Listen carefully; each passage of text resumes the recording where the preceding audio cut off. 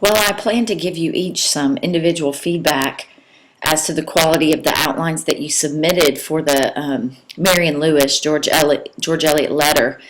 I thought I'd do a quick screencast and point out some of the key features, just to have to avoid, honestly, making the same comments over and over and over. So I thought I'd just take you through the letter and talk about it a little bit. This was a real AP prompt, and you could get something like this. So in terms of soaps, you know the subject, or the subject maybe you don't know until you've actually read the letter a couple of times, right? So the occasion. Melusina Pierce has written a letter to Marion Lewis, who uses a pen name, George Eliot. That means she's a famous writer.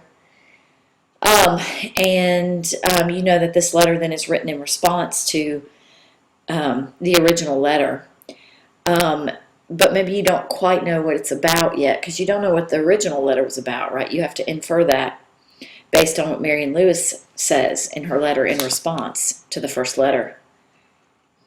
The audience is one very specific person, and then the purpose is something that you would need to figure out, and of course the purpose here is related to the subject.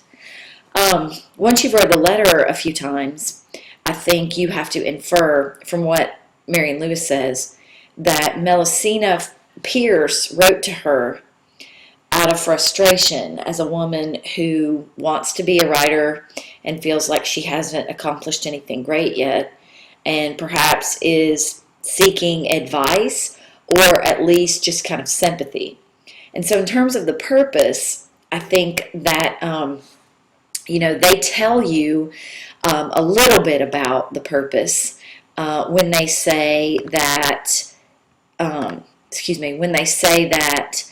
you're supposed to talk about the rhetorical strategies that Lewis uses to establish her position about the development of a writer. So they tell you that her purpose, in part, is to establish her position about the development of a writer.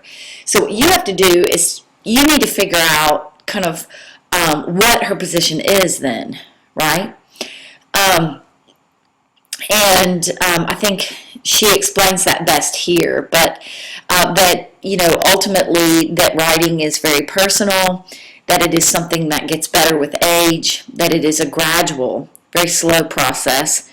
And in the end, I think we see her saying that a woman can have a very satisfying career as a writer and also be very happily married, that there are men who support women in their endeavors that way. So what you're asked to do is to analyze the rhetorical strategy she uses to develop that position. So I would probably start with seeing if I could describe the overall tone of the letter. For me, it has a tone of humility. I think as a very famous writer, she seeks to try to make Melusina Pierce and her be very similar and kind of be on the same level as people and writers. And so I think there's a tone of humility and also perhaps of empathy or sympathy. She understands Ms. Pierce's position and is just simply encouraging her to continue to try to achieve her dreams.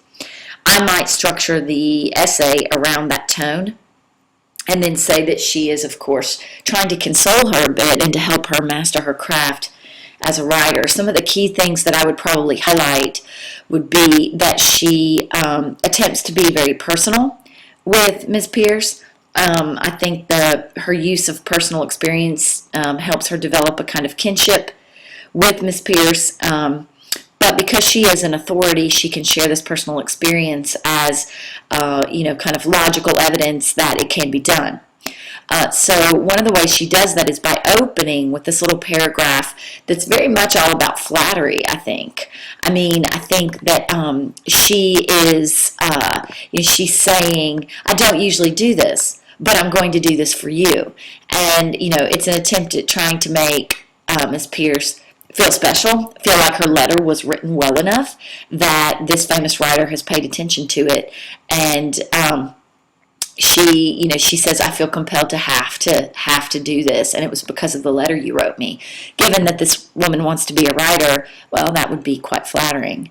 And she frames the letter that way because this last paragraph is very personal for a number of reasons. She has an allusion to one of her literary characters. That would be of course, something that Miss Pierce would know. If she's a fan of Marion Lewis and had written to her for advice, then she would know the character.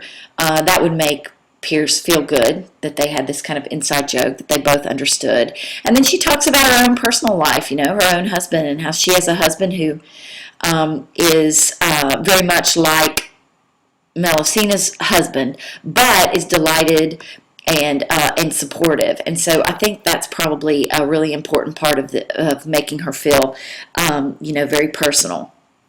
There are a couple of very female metaphors, analogies that if I noticed, I would probably use, analyze this. The notion of writing as offspring is a great metaphor that Marion Lewis uses to try to describe how, once you write, you rarely get praise for what you write.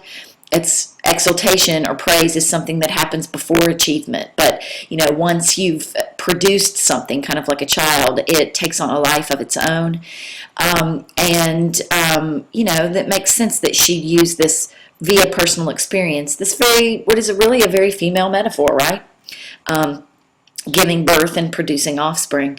So I kind of like that. I think that helps to establish this very personal and kind of didactic tone as well, isn't it? She's attempting to instruct this woman. She also uses this one would be really easy to miss because it's small, but she also uses this other great metaphor about trashy, unripe fruit, and saying that, clearly Melusina Fay Pierce is afraid she's too old and that she hasn't achieved enough. And so Marion Lewis says, look, people write young and they really don't have a lot to say. They are a lot like trashy, unripe fruit. And, the older you get, the more you have to say. So don't fancy yourself old, but fancy yourself simply having more to say. She continues along those same kind of, personal lines at the end when she specifically references the fact that, they have these things in common.